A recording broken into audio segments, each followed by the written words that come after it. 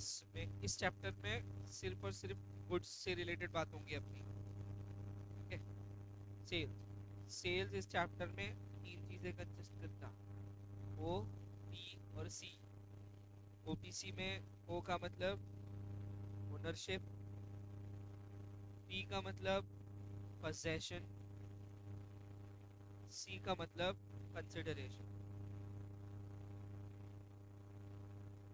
Consideration मतलब quid pro quo. यहाँ पर क्विड प्रो क्वो क्या है? मनी। समझा क्या?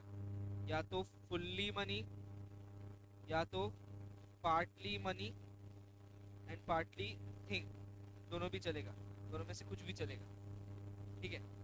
ओनरशिप का मतलब है टाइटल, और एक और वर्ड जो ये यूज करते हैं ओनरशिप के लिए वो है प्रॉपर्टी। ठीक है। और पोजेशन का मतलब है डिलीवरी, मतलब आसान भाषा में ताबा, मतलब जिस पर्टिकुलर पर्सन के हाथ में वो पोजेशन है उस चीज का, वो उसको पोजेशन बोलते हैं, मतलब हैंड डिलीवरी। समझा क्या? कॉपी करो ये। Sale is equal to O plus P plus C. जल्दी जल्दी, स्पीड में। ओनरशिप, पोजेशन और कंसिडरेशन। पहले ओनरशिप के बारे में लिखिए।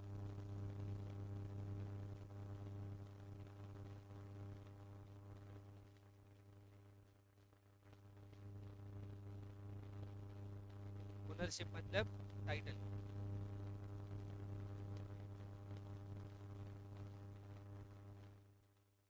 टाइटल को यहाँ पर एक वर्ड है प्रॉपर्टी। पी का मतलब पोजेशन, पोजेशन मतलब डिलीवरी, यहाँ पर डिलीवरी। और पोजेशन में एक्शन से समझा, इस रिमोट का पोजेशन मेरे पास। समझ आया? और आखिर में है कंसिडरेशन, मतलब बदले में कुछ। तो आप गुड्स बेचोगे तो बदले में आपको या तो पूरे तरीके से पैसे मिलने चाहिए, या तो फिर partly in money and partly kind भी चलेगा, लेकिन फुल्ली काइंड नहीं चलेगा। समझ रहा? फुल्ली काइंड नहीं चलेगा। काइंड मतलब चीजें, चीजों के बदले चीजें बोले तो बार्टर हो जाएगा, गुड्स के एक्सचेंज में गुड्स। अपने को सेल चाहिए, सेल और बार्टर में अंतर है। सेल पैसों के वजह से है, इसके लिए उसका नाम सेल पड़ा है।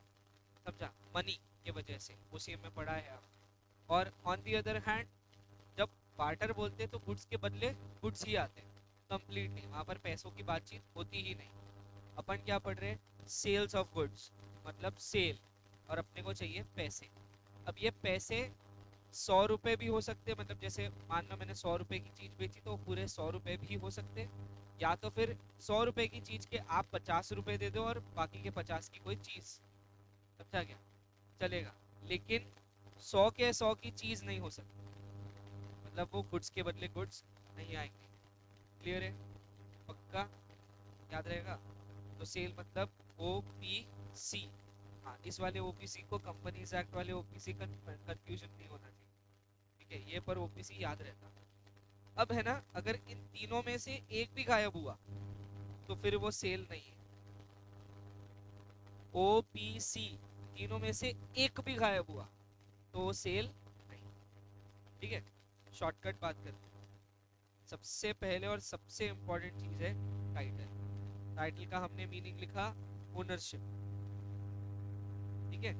ओनरशिप मतलब मेरे पास में उस चीज का बिल है, और उस बिल पर नाम मेरा है, तो मैं उस चीज का क्या हूँ? Titled owner. क्या हूँ? अब ओनरशिप के राइट्स क्या होते हैं? ओनर उस चीज को तोड़े, मोड़े, बेचे, फेंक दे, एटसेट्रा, मतलब कुछ भी कर सकता हूँ। ओनरशिप मतलब आपके पास में फुल राइट्स है। समझा क्या? कोई ऑब्जेक्शन नहीं उठाया जा सकता आपके खिलाफ। रीजन, आपका नाम था बिल पर और आप उस चीज के कंप्लीट ओनर है। जैसे एग्जांपल, मैं इस फोन का कंप्लीट ओनर, राइट? तो इस फोन का बिल मेरे नाम पर है, राइट अगेन। और इस फोन को मैं तोड़ू, बेचू, गिफ्ट करूँ, इसको खोल दूँ पूरा, इसके पार्ट पार्ट निकाल दूँ, कुछ भी करूँ, इसका प्रॉब्लम मेरा। समझा क्या? दूसरे को इस बात से कोई लेना देना नहीं होना चाहिए, क्योंकि I am full owner of the thing. समझा क्या? तो ओनरशिप कैसी है? आप किसी चीज के ओनर हो, मतलब आप उस चीज के राइट्स ओन करते हो, बराबर ना? और ओनर जब तक के ये राइट्स किसी को ट्रांसफर नहीं करता, तब तक के वो राइट्स किसी को भी ट्रांसफर नहीं हो सकते। खुद ओनर अगर राइट्स ट्रांसफर करेगा तो हम राइट्स ट्रांसफर मान सकते हैं, वरना नहीं। तो एक रूल है जो बहुत बाद में आता सेल्स ऑफ गुड्स एक्ट में, बट मैं पहले पढ़ाना पसंद करता। मेमो दैट गुड नॉन हैबिट, पढ़ा है क्या? पता है क्या है? No one can give a better title than the owner himself. ये हो गया थोड़ा सा टेक्निकल टर्म्स में। और दूसरा, no one can give what he has not owned, या फिर गॉट। समझा क्या? ए के पास इन गुड्स का ओनरशिप है। क्या है? ओनरशिप। तो ए ये गुड्स किसी को भी बेच सकता है, एक्स वाई जेड, किसी को भी बेच सकता है, बेच सकता। रीजन क्या है? ओनरशिप के अधिकार है उसके पास। समझ आया क्या? पक्का समझ आया? प्रॉब्लम है कोई? अगर यदि ए इस गुड्स का ओनर नहीं होता तो क्या वो बेच सकता था? तो पूरा ट्रांजैक्शन नील कर देता। समझा क्या? तो अगर ए गुड्स का ओनर है तो वो सारे राइट्स ट्रांसफर कर सकता है, लेकिन अगर ए उन गुड्स का ओनर नहीं है तो वो राइट्स ट्रांसफर नहीं कर सकता। ये पहला रूल है। समझ आया क्या? Unless you are the owner you can not transfer any title. आप जब तक ओनर नहीं बनते तब तक कि आप उसका टाइटल ट्रांसफर नहीं कर सकते। ये समझा? ये पहला रूल है। सेकेंड रूल क्या? एक पर्सन है, इसका नाम जेड है। जेड के पास में कुछ गुड्स पड़े हैं, ठीक है? मैंने बोला जेड के पास कुछ गुड्स पड़े हैं, मतलब इन तीनों में से क्या है जेड के पास? पोजेशन। समझ आया ना? देखो ये पूरा खेल इसी पे चलता, सेल्स ऑफ गुड्स एक्ट का। ओपीसी तीन ही कॉन्सेप्ट है उसमें, ज्यादा है ही नहीं, सिर्फ वो बड़े होते जाते हैं, फैलते जाता वो झाड़, इतना ही है। ये जितना क्लियर समझेगा उतना क्लियर ये दिमाग में चैप्टर रहेगा हमेशा के लिए। तो तुमने बोला कि ये जो गुड्स है ये अभी किसके पोजेशन में है? जेड के, ठीक है? ये गुड्स की ओनरशिप लेकिन बी के पास, बी है ओनर। समझ आया क्या? और अब जेड ये गुड्स बेचना चाहता है एक्स को, मतलब बायर। कौन बेचना चाहता है? जेड बेचना चाहता है। क्वेश्चन ये बनता, सर जेड बेच सकता है या नहीं? फिर इसमें दो चीजें पढ़नी पड़ती। एक, जेड क्या है? मान लो जेड है बेली, क्या है? क्या है? और दूसरा जेड है मर्केंटाइल एजेंट। दो कॉन्सेप्ट है। मैंने बोला एक यहाँ पर Z belly of the goods है और दूसरा जेड मर्केंटाइल एजेंट है। दोनों में से सही वाला केस ये रहेगा। समझा क्या? उसको इसके लिए अपन ग्रीन सिग्नल दे रहे हैं, समझा क्या? लेकिन बेली कैन नॉट ट्रांसफर टाइटल। अब ये समझना, कैसे समझना सर, क्यों है ऐसा कि मर्केंटाइल एजेंट ट्रांसफर कर सकता लेकिन बेली ट्रांसफर नहीं कर सकता, ये क्या बात हो? इसके पीछे कारण है, कारण छुपा हुआ है कि बेलमेंट का कॉन्ट्रैक्ट क्या होता है और एजेंसी का कॉन्ट्रैक्ट क्या होता है, इसके पीछे कारण छुपा हुआ है। ध्यान से सुनो, दो टाइप के कॉन्ट्रैक्ट, एक बोला मैंने एजेंसी, दूसरा बताया बेलमेंट। समझा? ठीक। बेलमेंट में दो पार्टीज है, बेलर और बेली। बेलर और A is the bailor, B is the bailee. समझ रहा? ए अपने गुड्स बेल कर रहा है बी को, मतलब वो ये गुड्स या तो टेक केयर करने के लिए दे रहा, मतलब ध्यान रखने के लिए, या तो फिर यूज करने के लिए दे रहा है, या तो फिर रिपेयर करने के लिए दे रहा है। समझ रहा क्या? क्योंकि ऊपर क्या लिखा हुआ है बेटा?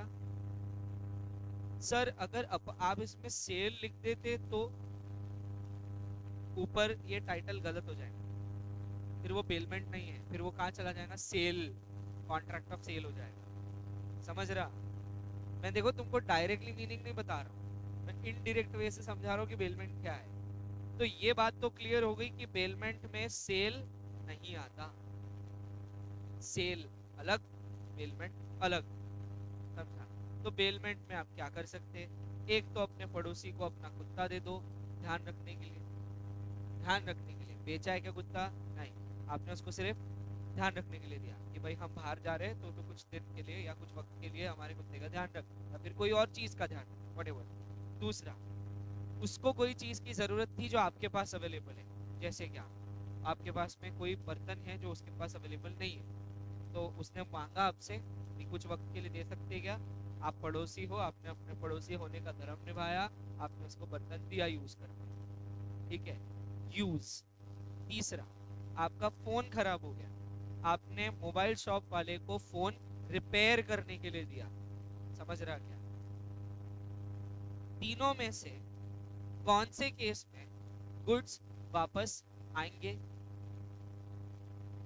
एग्जैक्टली पॉइंट है। तो तुमने गुड्स बेचे क्या, इसके लिए गुड्स वापस आएंगे।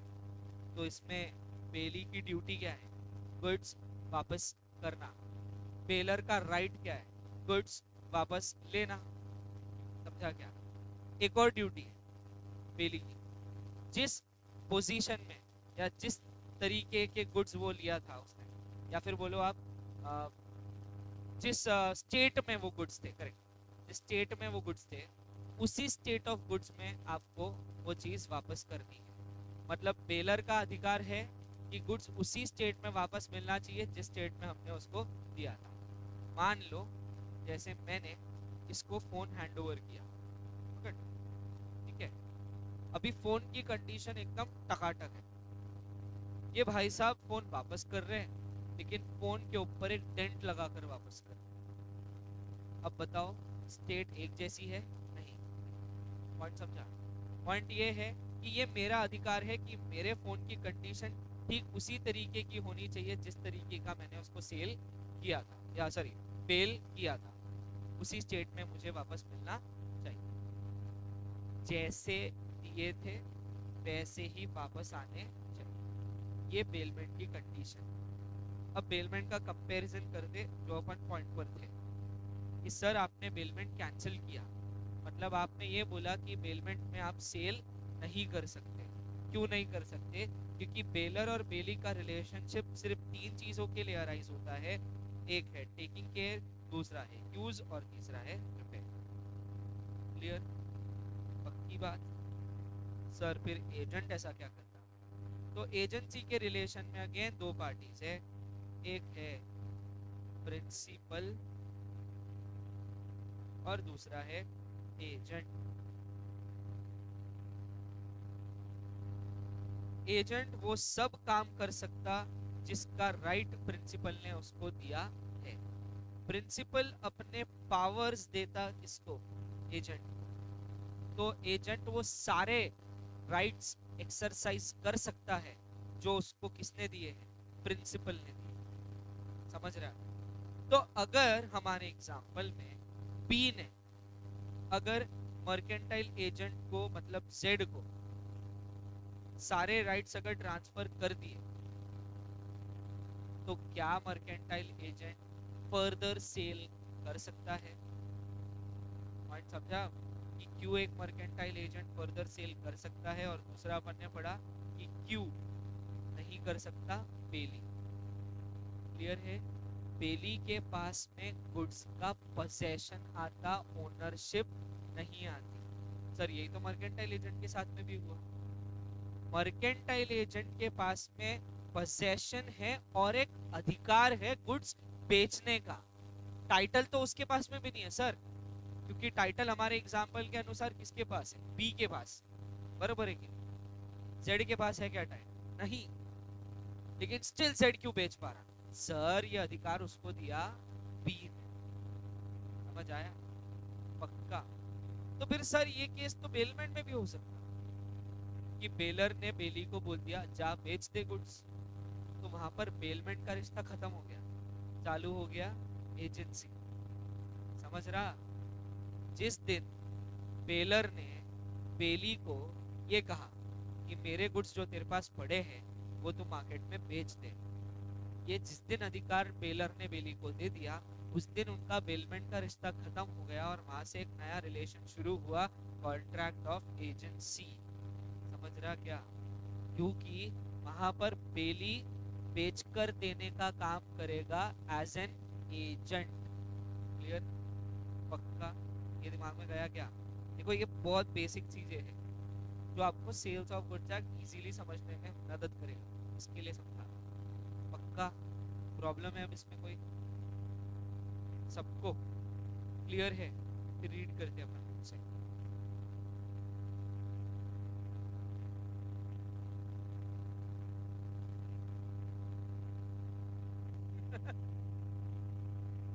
देखो क्या गलती कर रहे हैं तुम। गए ये तुम गए एक शॉप पर, ठीक है, और तुम ये शॉप के दरवाजे से ही वापस आ रहे हैं। हाँ, मैं बताता तुम क्या मिस कर रहे हो।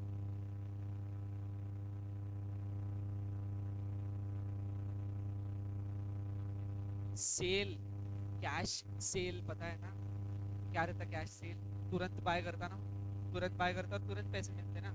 एक हाथ दे वाला केस है। कैश ऑन डिलीवरी का एग्जांपल क्या है? वही तो है।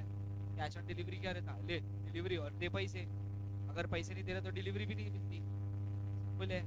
Cash on delivery is the example of buy. और अग्रीमेंट टू बाय मतलब क्रेडिट। क्रेडिट सेल भी हो सकता, और जो पॉसिबिलिटी अब हम पढ़ रहे हैं वो हो सकती। बाय तो समझ गया ना? तो अपन अग्रीमेंट टू बाय पढ़ते हैं। Agree to buy. ध्यान से सुनो, ध्यान से सुना। गुड्स दो नेचर से हो सकते हैं। एक रेडीमेड, दूसरा दूसरा रेडीमेड का मतलब क्या रहता? जो रेडी टू सेल है, अभी है रेडी, और एक क्या रहता? हाँ, तो फिर बनने वाली को क्या बोलते हैं? यही बोल देते कम से कम, वर्क इन प्रोग्रेस। कम से कम यही बोल देते। वैसे तो तुमने बोलना कुछ और चाहिए था। बताओ क्या बोलना चाहिए था? तीन टाइप के गुड्स हैं, बोलो कौन से कौन से? एग्जैक्टली, ये है एग्जिस्टिंग गुड्स, और ये रहते फिर फ्यूचर गुड्स। का मतलब क्या रहता? जो अभी रॉ है उसको कन्वर्ट करना इनटू फिनिश प्रोडक्ट। और जब वो कन्वर्ट होके रेडी हो जाएंगे तब वो इस कैटेगरी में आ जाएंगे। बराबर है कि नहीं? लेकिन अभी रेडी है क्या? तो रेडी नहीं है तो वो कहाँ रहेंगे? इधर रहेंगे, फ्यूचर गुड्स में। समझा? तो दो टाइप के गुड्स है, ये तो समझ गया। पक्का? तुम कौन से गुड्स अभी अभी बाय कर सकते दोनों में से? और तुम कौन से गुड्स को अग्री करेंगे बाय करने का। समझ गया। अब ये बाय बाय से चलने से बेटर है सेल से चलते। तो किस चीज का सेल पॉसिबल है और किस चीज का अग्रीमेंट टू सेल पॉसिबल, पता, very simple. Agreement to sell मतलब क्या, आप आगे चल करके परफॉर्म करोगे, अभी परफॉर्म नहीं कर रहे, अभी फक्त प्रॉमिस कर रहे हो। यहाँ पर सिर्फ प्रॉमिस है और यहाँ परफॉर्मेंस है। सर ऐसा कैसा, रेडीमेड आइटम है ना, हाथों हाथ खरीद सकते हैं, और जो आइटम रेडी ही नहीं है, जो फ्यूचर में बनेगा, तो अभी उसके लिए क्या कर सकते हैं, अग्रीमेंट टू सेल। क्या पक्का फर्क समझा रहा हूँ। एक, आप मार्केट में गए, रेडीमेड ड्रेस खरीदा, वो क्या आएगा, सेल में आएगा। दूसरा, आपने मार्केट में गए, कपड़ा खरीदा, उसको टेलर के पास दिया, अभी अग्रीमेंट टू सेल, सेल नहीं, रीजन सिल के मिलेगा, फ्यूचर है। मिल रहा क्या अभी, अभी के अभी नहीं मिल सकता। वो बोलता ना 3-4 दिन बाद आना, सिल के रख दूंगा तब लेकर जाना। सिल के रखूंगा मतलब क्या, फ्यूचर गुड्स को कन्वर्ट करना पड़ता इनटू फिनिश्ड गुड्स। समझा क्या, future goods ready to sell नहीं है, रेडीमेड नहीं है। रेडीमेड मतलब मार्केट में अभी बेचने के लिए अवेलेबल है। समझ आया, फर्क समझा दोनों में। तो किस चीज का सेल पॉसिबल है, जो रेडी है, और किस चीज का अग्रीमेंट टू सेल, जो अभी रेडी नहीं है लेकिन फ्यूचर में गुड्स रेडी करवाएंगे, लेकिन जिसका आज ही हम अग्रीमेंट कर ले रहे हैं। समझा क्या, ठीक है, आसान। ये वर्ड सुना तुमने कभी, समझा क्या। अभी एक ट्रेंड चल रहा कि कार के शोरूम में जाओ, वेटिंग पीरियड रहता। क्यों, तो जो भी कस्टमर को गाड़ी चाहिए वो शोरूम में जाकर सिर्फ अभी बुकिंग करवा सकता है। मतलब कार अभी अवेलेबल, इसका मतलब इधर कौन सा अग्रीमेंट हो रहा, अग्रीमेंट टू सेल हो रहा। यहाँ सेल हो रहा क्या, नहीं। लेकिन ये कस्टमर बड़ा एडजस्टेबल है, कस्टमर ने बोला जो गाड़ी अवेलेबल है वो दे दे, तो हो सकता सेल। समझा, पक्का। और एग्जांपल की जरूरत है, पक्का। हाँ। तो ये मैंने थोड़ा सा पढ़ाया, सेल और अग्रीमेंट टू सेल, सुना सुना तो होगा, सेल और अग्रीमेंट टू सेल। ये कहाँ से आया, वो बाय और अग्री टू बाय, तो ऐसे ही रहता, सेल और अग्री टू सेल। आगे, तो the two terms buyer and seller are complementary, क्योंकि बायर के बिना सेलर कुछ नहीं और सेलर के बिना बायर कुछ नहीं, है ना। At present and represent the two parties to a contract of sale of goods. Both the terms, however, used in a sense wider than their common meaning. देखो, कॉमनली सेलर का मतलब हम बोलते हैं बेचने वाला, और कॉमनली हम बायर का मतलब लेते हैं खरीदने वाला। समझा क्या। लेकिन कभी कभी सेलर का मतलब मर्केंटाइल एजेंट बन जाता है, और इवन बायर का मतलब भी मर्केंटाइल एजेंट बन सकता है, पॉसिबल है।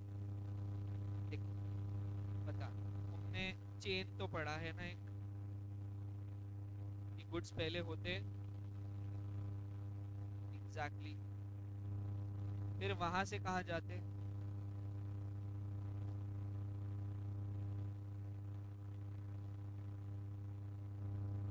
वेयर हाउस किसी और का है, फैक्ट्री किसी और की है, ठीक है। तो वेयर हाउस वाले ने फैक्ट्री से माल खरीदा, फिर ये वेयर हाउस वाला डिस्ट्रीब्यूट करता, फिर उसके बाद में यहाँ पर शॉप्स बनी, फिर शॉप से तुम लोग जाकर खरीदोगे। तो बीच में कितने लोग आए, एटलीस्ट दो तो आए। दो कौन, एक वेयर हाउस वाला और एक शॉप वाला, मतलब एक को होलसेलर बोल देते और एक को रिटेलर बोल देते। ये दो लोग आए बीच में। इन लोगों ने माल क्यों खरीदा था, आगे बेचने के लिए। पॉइंट समझा क्या। तो देखा जाए तो ये एजेंट्स है, समझा, ये एक्चुअल बायर्स, और कभी कभी बायर का मीनिंग हो जाता हम। तो अब अपने को ये सब वर्ड याद नहीं रखना, अपने को सिर्फ इतना याद रखना है कि बायर कोई स्पेसिफिक टर्म नहीं है, बायर का स्कोप बहुत बड़ा है। एंड इवन सेलर भी कोई स्पेसिफिक टर्म नहीं है, seller also includes many things. ये समझा क्या? पक्का? क्लियर? केविएट एम्प्टर याद है? Let the buyer be aware. वैसे ही एक और है, केविएट वेंडेटर। केविएट वेंडेटर ये वर्ड है एक और। जैसे केविएट एम्प्टर तो मालूम है, ऐसे ही एक और है केविएट वेंडेटर। जब केविएट एम्प्टर का मतलब बायर है, तो केविएट वेंडेटर का मतलब क्या होगा? वेंडर। वेंडर समझता? वेंडर क्या रहता है? सेल करने वाला।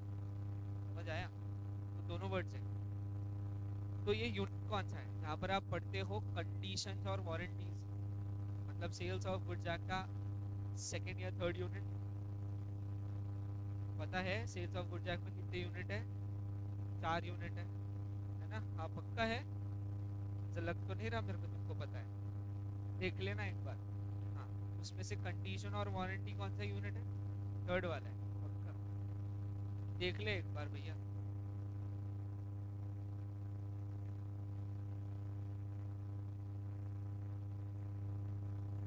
कंडीशन और वारंटी सेकंड है। अब मैं बताना क्या चाहता हूँ, जो हम पढ़ रहे हैं ना कि सेलर, ये वर्ड सिर्फ छोटा सा वर्ड नहीं है, इसमें बहुत चीजें आती। तो सेलर वर्ड में वही सारी की सारी कंडीशंस आती जो एक सेलर के ऊपर इम्प्लाइड होती है, मतलब वो उसको करना ही पड़ेगा, बताने की जरूरत नहीं। Point clear? पक्का? प्रॉब्लम है किसी को? क्लियर एकदम? चलो ठीक, आगे। So, not only the person who buys, but also the one who agrees to buy is a buyer. Similarly, a seller means not only a person who sells, but also a person who agrees to sell. Clear? Pakka?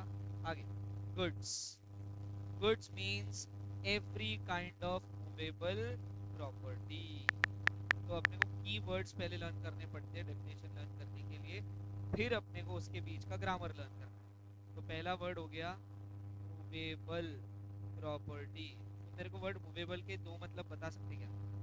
एक पता है तुमको, दो बता सकते क्या? Movable इस word के दो मतलब बता सकते हो?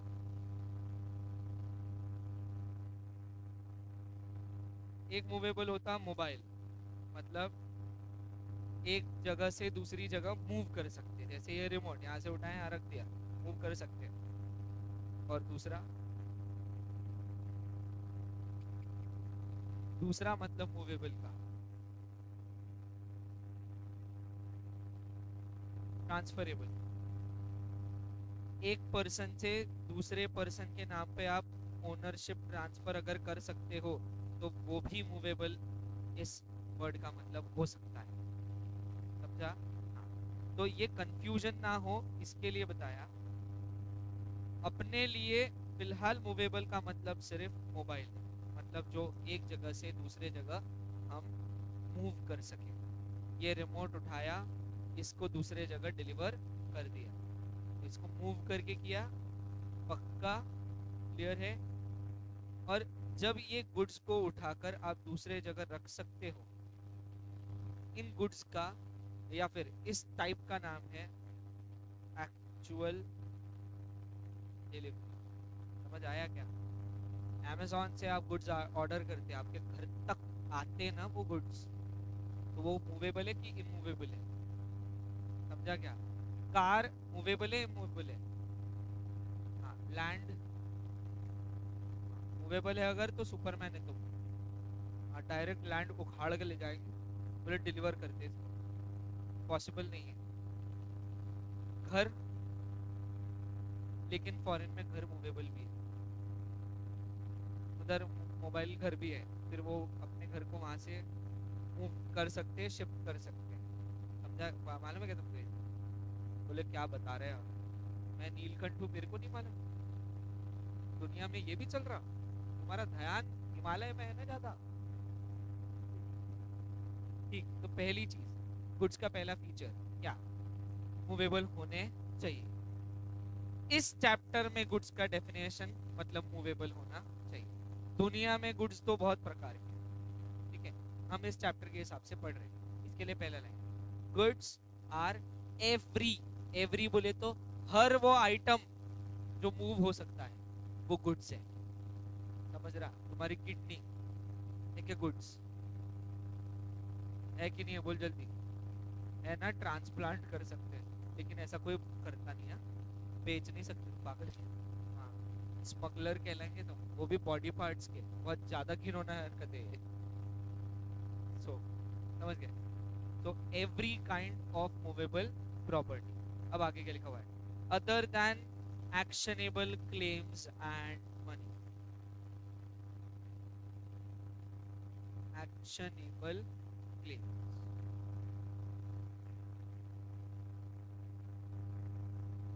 डेट, डेट एक्शनेबल है या नहीं? वर्ड समझता, वर्ड को कैसे समझना है, एक्शन एबल मतलब, अरे भाई जिसके खिलाफ एक्शन लिए जा सकते। ये मेरे से पैसे लेके गया था परसों के दिन, 500 रुपये लेके गया हूँ मैं, दे नहीं रहा वापस, एक्शन ले सकता है? एक्शन का मतलब मारना नहीं, एक्शन का मतलब मैं इसकी कंप्लेन कर सकता हूँ कोर्ट में, यस, एनफोर्सेबिलिटी बाय लॉ, इसी को तो बोलते हैं। तो पहली चीज उन्होंने क्या बोला, अदर देन एक्शनेबल क्लेम, मतलब एक्शनेबल क्लेम्स गुड्स की डेफिनेशन में नहीं आते। डेट एक्शनेबल जरूर है मगर गुड्स नहीं। क्या आप अपना डेट किसी और को ट्रांसफर कर सकते हो? नहीं। ठीक, ये याद है क्या कि कॉन्ट्रैक्ट चैप्टर में ये दो वर्ड्स है, सक्सेशन और असाइनमेंट, याद है क्या? ये धुंधला धुंधला सा याद है कि सक्सेशन और असाइनमेंट ये दो वर्ड्स है। असाइनमेंट में लिखा हुआ है कि एक पर्सन अपना काम या अपनी ड्यूटी किसी और को सौंप नहीं सकता, वो उसको खुद को ही करना पड़ेगा। अ डेलीगेटी कैन नॉट फर्दर डेलीगेट। मेरा काम है लॉ पढ़ाना, मैं अपना काम किसी और को हैंड ओवर करके तुम्हारा बैच नहीं चलवा सकता। तो समझ आया, it is my duty to be here because I was appointed for that. समझ रहा, delegatee can not further delegate, मैं अपनी ही ड्यूटी किसी और को ट्रांसफर नहीं कर सकता। एज इट इज कि मैं अपने ऊपर की लाइबिलिटी किसी को ट्रांसफर, वो मुझे ही पे करना पड़ेगा। सर मरने के बाद मेरी प्रॉपर्टी में से क्लेम होगा, कोई और जिम्मेदार नहीं रहेगा मेरी लाइबिलिटीज पे ऑफ करने के लिए। पॉइंट क्लियर है? पक्का। सो एक्शनेबल क्लेम का एग्जांपल डेट है, ये तो समझ गया, लेकिन डेट क्या गुड्स है? नहीं। इसके लिए वर्ड लिखा हुआ है अदर देन। अदर देन का मतलब इनको छोड़कर। So goods are every kind of movable property other than actionable claims and money. तो भैया मनी भी नहीं आता इसमें। सर मनी गुड्स नहीं है? नहीं है, बिल्कुल नहीं है। लेकिन एक फिर यहाँ पर प्रॉब्लम है, दुनिया में दो मनी है, एक पुराना मनी और एक नया मनी। सर पुराना कौन था? वही बेचारे 1000 के नोट और वही बेचारे 500 के नोट, वही बेचारे पुराने छोटे छोटे सिक्के, पुराने जो जो डीमोनेटाइज हो चुके हैं। ये वर्ड से ज्यादा ही वाकिफ है अपन, इसके लिए यूज कर। डीमोनेटाइज मतलब अब यूज नहीं कर सकते तुम उसको, हाँ, एज करेंसी यूज नहीं कर सकते, बिजनेस गेम खेलने के लिए यूज कर सकते। समझा क्या? बहुत नोट है मेरे पास बिजनेस गेम खेलने के लिए, ओरिजिनल वाली, लेकिन ओरिजिनल कौन सी, 500 रुपए की बहुत सारी, पर यूज नहीं कर सकते। कहाँ यूज नहीं कर सकते? मार्केट में जाकर। समझा क्या? बिजनेस गेम को खरीदने के लिए आप वो नोट यूज नहीं कर सकते, लेकिन बिजनेस गेम खेलने के लिए वो नोट यूज कर सकते। समझा ना? और नया बोले तो क्या है, अभी एग्जिस्टिंग 2000, नए 500 के नोट, नए 200 के नोट, नए 100 के नोट, इवन पुराने 100 के नोट भी अभी एग्जिस्टिंग है, वो आ गया नया इस वर्ड में।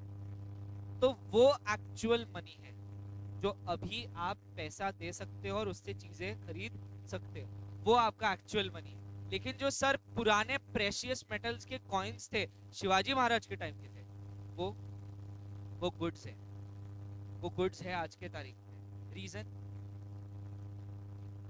उसको आप बेच नहीं सकते, सॉरी आप उसको एक्सचेंज के लिए यूज नहीं कर सकते। वैल्यू है उसको, एक्चुअली बहुत वैल्यू है उसको, क्योंकि वो उनके हाथ की है, राइट है, एंशियंट है। उसको इसके लिए वर्ड तो यूज करते हैं प्रेशियस, समझा? तो वैल्यू बहुत है उसको, लेकिन उसको आप किसी चीज के एक्सचेंज में एज करेंसी यूज नहीं कर सकते, क्योंकि वो उनके जमाने की करेंसी थी। आज वो करेंसी नहीं है, एक एंटीक का पार्ट है। एंटीक बोलते हैं ना अपन, क्या बोलते हैं एंटीक को हिंदी में या मराठी में क्या बोलेंगे? कमान। एंटीक मतलब जो स्पेशल है, जो मिलेगा नहीं जल्दी से, अब एंटीक है, समझा? तो वो आज के लिए वो है, तो क्या वो गुड्स है? हाँ। आप उसको बेच सकते हैं क्या? हाँ बेच सकते हैं, लेकिन उसको करेंसी जैसा यूज, तो पुरानी currency is goods but current currency is not goods. इसके लिए क्लियर किया मैंने। सो डेफिनेशन फिलहाल तक क्या बनी? Goods are every kind of movable property. Goods are every kind of movable property other than actionable claims and money. समझा क्या? पक्का इतना लर्न हो जाएगा। एक्शनेबल क्लेम नहीं समझा? देख, एक्शनेबल क्लेम का एग्जाम्पल है डेट। डेट मतलब लोन, लोन मतलब रिसीवेबल। लोन कोई गुड्स है क्या? वही तो बोला उन्होंने, अदर देन में यूज किया ना, other than actionable claims and money. वो एक्शन में इसके लिए कर रहा, तुमको याद रहे। Goods are every kind of movable property other than actionable claims and money. समझ रहा? तुम बोलो अब, goods are every kind of movable property, एक साथ बोलो ना, goods are every kind of movable property other than actionable claims and money। समझा क्या? पर मनी कौन सा वाला गुड्स नहीं है, करंट वाला करेंसी गुड्स नहीं है, और पुराने मनी गुड्स है, प्रेशियस मेटल्स गुड्स है, पुराने कॉइन्स जो बंद हो चुके हैं गुड्स है। समझ आया? बढ़िया, आधी डेफिनेशन तो हो गई। आगे, and includes, but which includes stock, shares, growing crops, grass, and things attached to or forming part of land। Sir अभी तो उन्होंने बोला मूवेबल, फिर झाड़ और फूल पौधे कैसे मूव करेंगे? मैं बताता कैसे। उनको आप जमीन से निकाल सकते हो, अलग कर सकते, और फिर उसको निकाल कर बेच सकते।